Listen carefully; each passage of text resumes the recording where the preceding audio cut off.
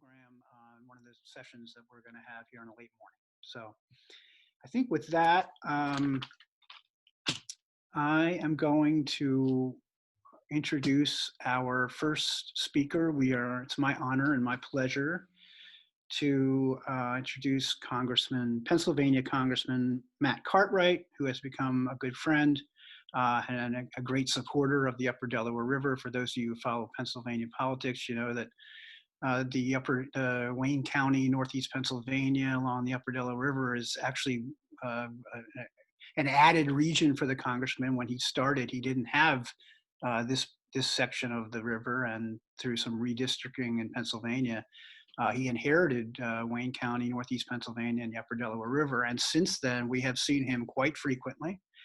He has made it a point to come up here, learn more about the river and the resource. He's also a champion for our federal program down in Washington. And we're really, really happy to have him with us today. Matt and I actually had an opportunity to fish together on the river. And I think he had a good day. And for those of you who are dry fly loyalists, I'll tell you that halfway through the day, he was throwing a heavy streamer, and then we decided to put a dry fly on. I don't know, Matt, I hope you remember this. And I think his first comment was, wow, this is so much nicer. So those of you who fish dry flies can appreciate that story. So with that, Matt Cartwright, I see that you are on the phone, and I will hand it over to you. Thank you, Congressman, for joining us.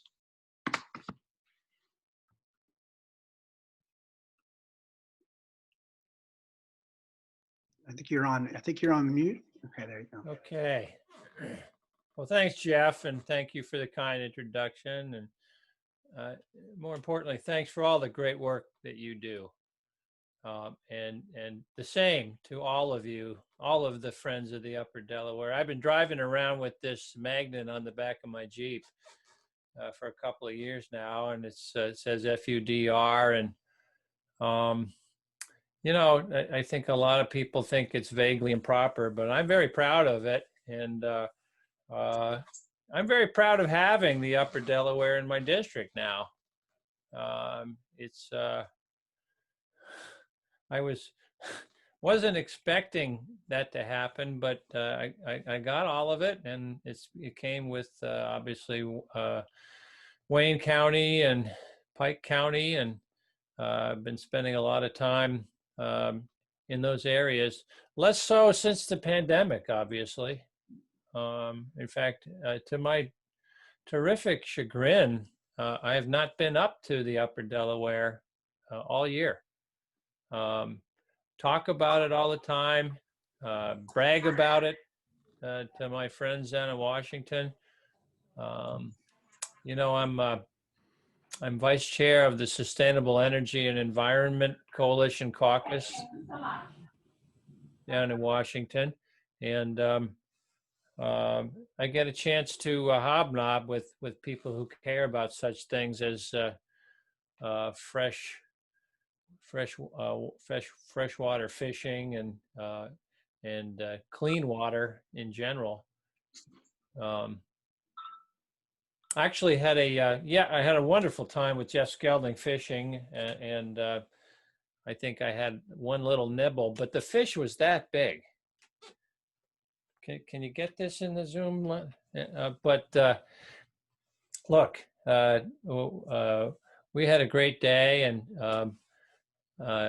every time I'm with Jeff Skelding, I learn more things. He taught me a lot about the Japanese knotweed problem and how difficult that is to eradicate. I was utterly unaware of that before, and I have a lot more to learn.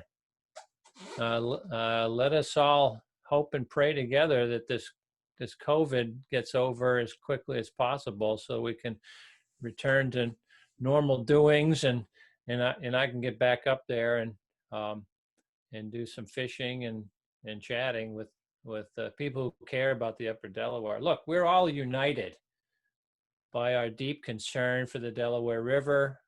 We are passionate about protecting it and ensuring future generations will continue to benefit from this pristine water, and how it's a resource for outdoor tourism and recreation. I have no doubt a lot of people escaped from COVID in New York City to their places along the Upper Delaware, and man, that would be my first thought if I were they. But look, as your congressman, I'm going to remain a strong advocate for federal funding to help organizations like the Friends of the Upper Delaware River, along with your partners, help you plan and implement vital conservation projects. I first ran for office with an idea to work on conservation and restoration of our natural areas and our wildlife, and recognizing how they contribute to the social health and economic vitality of the communities along the Delaware River and throughout my congressional district.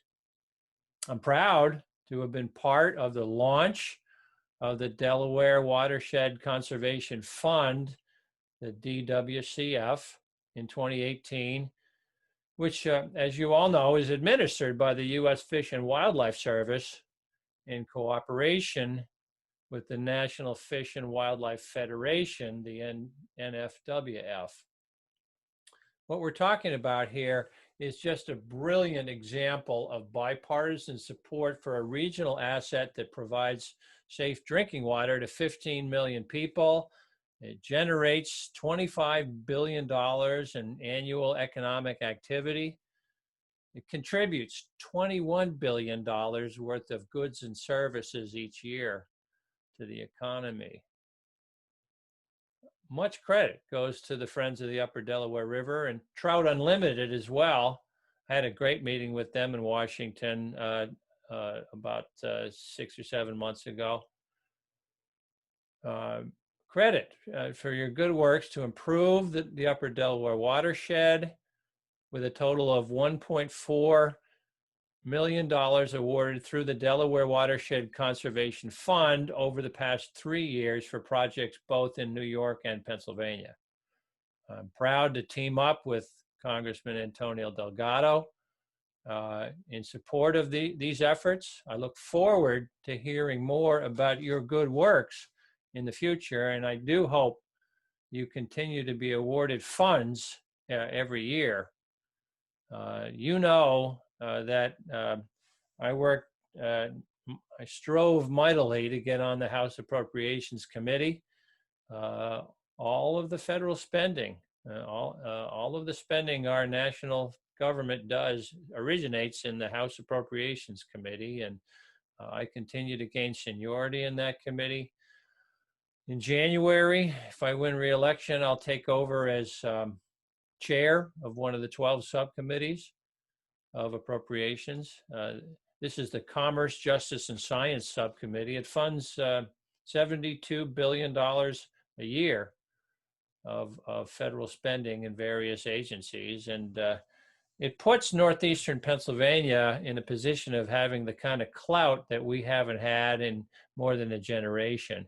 And it gives us some chips to play with. I want you to be aware of that, because I do not intend to be bashful about how I use those chips.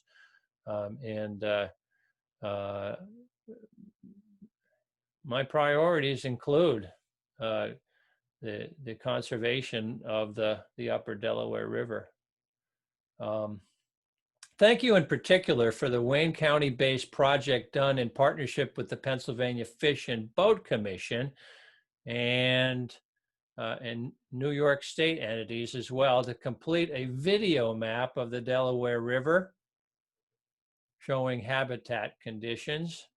Excellent work. As I can tell from your next agenda item and from my conversation with advocates like Jeff Skelding, there is a lot of interest in seeing more federal funding on the horizon. Over the past 3 years, we've seen funding for the Delaware Watershed Conservation Fund and Delaware River Basin Restoration Partnership increased from 5 million in 2018 to 9.7 million in 2020. So rest assured, I remain deeply committed to supporting your work by bringing in federal conservation restoration dollars as a member of both the House Appropriations Committee and also the House Natural Resources Committee, which I remain on by a special waiver that allows me to be on both committees. Funding these important initiatives never comes without a battle. You should see some of these partisan food fights we get in. There are people who do not share our values that I fight with all the time, and proudly so. The administration, again, this year proposed cuts to these programs. While my colleagues in the House submitted requests to see the Delaware River programs receive $10 million in federal funding plus flexibility for match funding for fiscal year 2021. So in other words, you get these budgets that come over from the White House, and we're good at studiously ignoring them. My good friend Charlie Dent, right now I'm the only Pennsylvania congressperson sitting on the House Appropriations Committee. And that happened because Charlie Dent went and retired. I really like Charlie Dent, and I always did. He's a moderate Republican, and one thing that he said about House appropriations referred to these budgets that come over from the White House. He said whoever the president is, he said the White House proposes and the House Appropriations Committee disposes. Which was a fancy way of saying we're ignoring your budget and we're doing what we think is right. And I must say, I've enjoyed my time on appropriations because it does tend to be more bipartisan than the other committees, certainly the Natural Resources Committee as well. So look, it's going to be my honor to help increase funding for what you're doing, to help you address issues threatening the future of the watershed, and to help fight the forces that are threatening the life that it sustains. So with that, I want to turn it over to questions, and I want you to know that I've got my intrepid economic development assistant, April Niver, on this call. So don't be surprised. I'm not afraid to say I don't know to a question. So I may dish it off to April if I don't.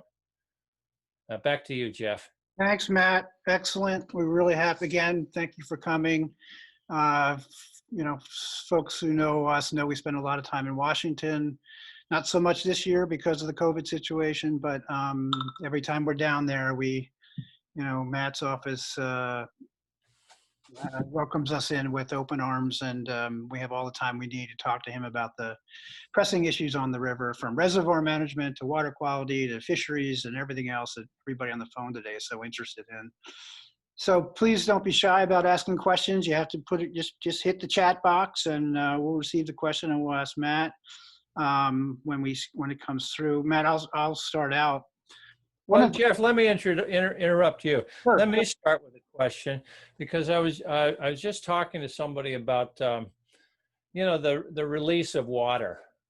Evidently, that became an issue this year, and I haven't heard enough about it. What's going on there? How has it affected the fisheries? What's happening? Yeah, we're going to talk more about that in the afternoon. I don't know if you can spend any more time with us today, Matt, but you'll certainly, if you can be around in the mid-afternoon, you'll hear that right from the source. But as you know, we've talked to you about this for a couple of years now. Water releases from the New York City reservoirs are so important to the aquatic habitat, the Upper Delaware River, and the prized wild trout fishery that attracts people from all over the globe coming here.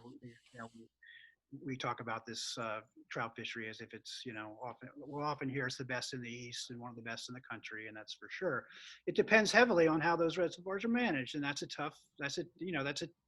often a challenging situation to manage. Those are, the reservoirs, of course, we all know provide, you said it earlier, provide water supply for millions and millions of people, and that is paramount importance.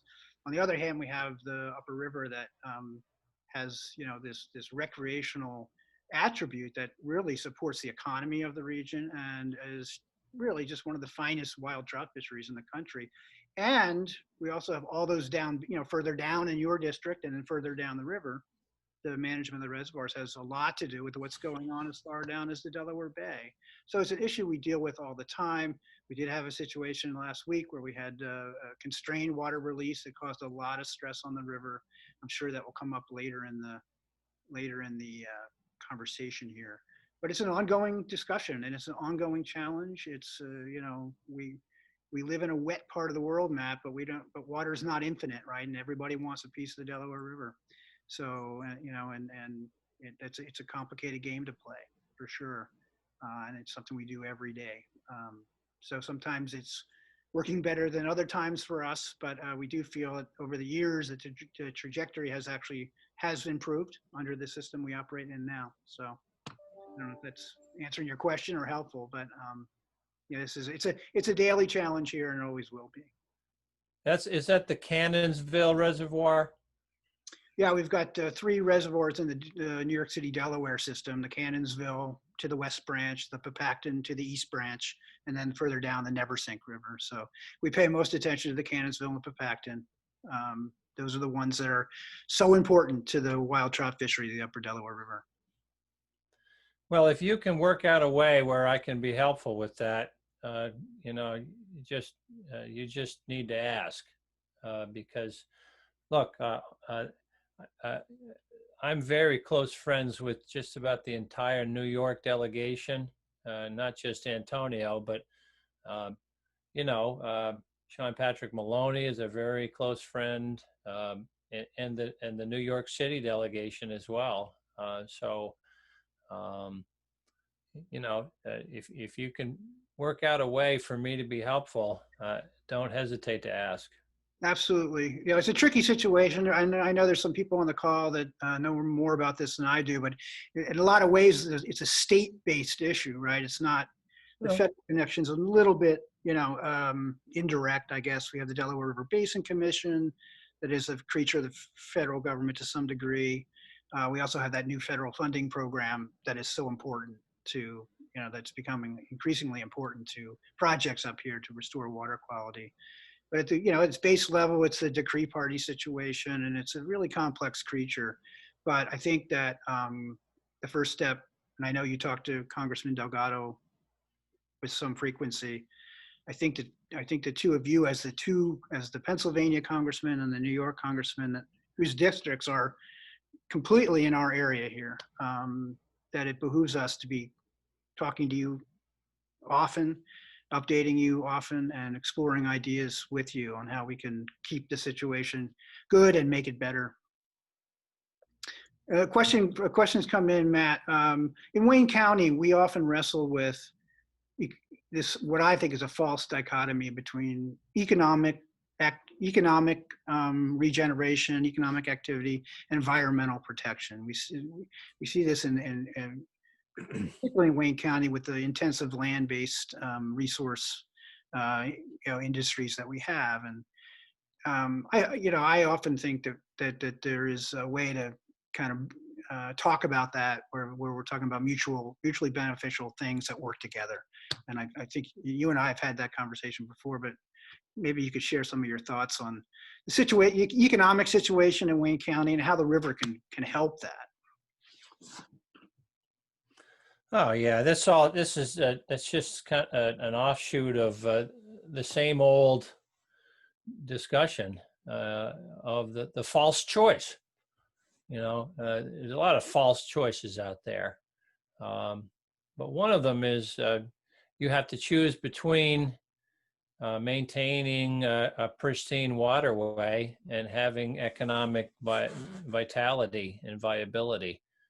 You have to choose between clean water and jobs. Um, I don't buy that. I never did. You look at the tourism that the wonderful fishing the upper Delaware brings in. You look at the dollars that generates. You look at the multiplier effect. You know, when a new dollar comes into the region from outside the region, you know, typically it turns into $4 in economic activity. Um, and you don't want to miss making that point, because you know what, if we did something, if we in government allowed something to happen to foul the upper Delaware River, or to even just hurt its reputation as the top class trout fishing in eastern United States, um, the economic devastation that would follow has to be thought of, has to be taken into account. And you shouldn't ever let a chance go by to bring that point home, because there are people out there who do think that that's a real choice between clean water and jobs. And our job as advocates, everybody on this call as advocates, it's up to us to speak up. If we don't speak up and tell people that's a false choice, you're gonna destroy as many jobs as you create, and maybe more, by fouling the water. If you don't speak up, then shame on you. You don't get to call yourself a friend of the upper Delaware River. Great. Thank you, Matt. Very, very good comments. We're running out of time here, but I have one more question I want to relay from one of our participants, Meg McGuire, who runs an excellent Delaware Currents newsletter. I can never let, she's been relentless on this question of exploring the need for a congressional caucus on the Delaware River, not just the upper Delaware, but the entire Delaware. Obviously, our interests are up here primarily. We see this in other areas. We see this in other major aquatic ecosystems where the congressional delegation from both sides of the aisle come together and form a caucus or a task force. And she's been asking Congressman Delgado that a lot over the last couple of years. And now she's got the opportunity to ask you if that's something you think is a good idea and maybe could play a leadership role in. I'm sorry, the name of the person who's suggesting that? That was Meg McGuire. She writes for an electronic newsletter called Delaware Currents. It's an excellent reporting on upper Delaware and mid Delaware issues. Oh, is Ms. McGuire on this call? She is. We have everybody muted, Matt. So it's just, we got a lot of people on the call, so we got to keep it orderly. Oh, I was hoping that she would say hello, because I would tell her you had me at hello. Okay, I think that's probably the answer that that would be very satisfactory for Meg. Yeah. Oh, that's I'd be glad to lead that. Look, I was, even before I met any of you people, I was thrilled to have the middle Delaware River in my district. And in 2012, when I first decided to get into this wacky politics business, I won a primary, and having won the primary, I was pretty sure I was going to win the general. So I took my entire campaign staff on a canoe trip down the part of the Delaware that was in my district then. We got in canoes at Shawnee on the Delaware, and we floated all the way down to Easton. April Niver, who was on this call, lives in Easton. And we got out of the canoes after a couple of days floating down the river and doing some paddling too. And at Easton, if you've seen it, the Delaware River is met by a marvelous set of steps that go right down to the river. And that's what I did. I alighted from my canoe. I walked up the steps, and at the top of the steps was the mayor of Easton, Sal Panto, there to greet me. It was something that I won't forget. My wife, Marion, she's, her idea of camping is a 3-star hotel. But so she wasn't as thrilled as I was, but I loved it. And uh, imagine my delight on getting this new district that has even something like 2.5 times the length of the Delaware River that I had in my old district. So, guys, I'm with you. Anything I can do to support you that I can do, count on me. I will do it. And I love the idea of starting a Delaware River caucus. I think we ought to do an entire Delaware River caucus, because that way I can include a lot of members of Congress all the way down to the Bay. Great. Thank you, Mike. There's a bunch of people on this call that will be very interested in that comment. And I think we could probably do some follow-up and see if we can't get that going. I've got to abide by our time. We're a little bit over, Matt. Thank you again for joining. You're welcome to stay all day, part of the day, whenever you can look at the agenda and pop in if you'd like. But thank you again for coming. And we appreciate all your leadership down in Washington and in the region here. Thanks so much. I'm going to leave my delegate, April Niver, with you for as long as she can stay. Thank you. Nice Good luck today, everybody. So long.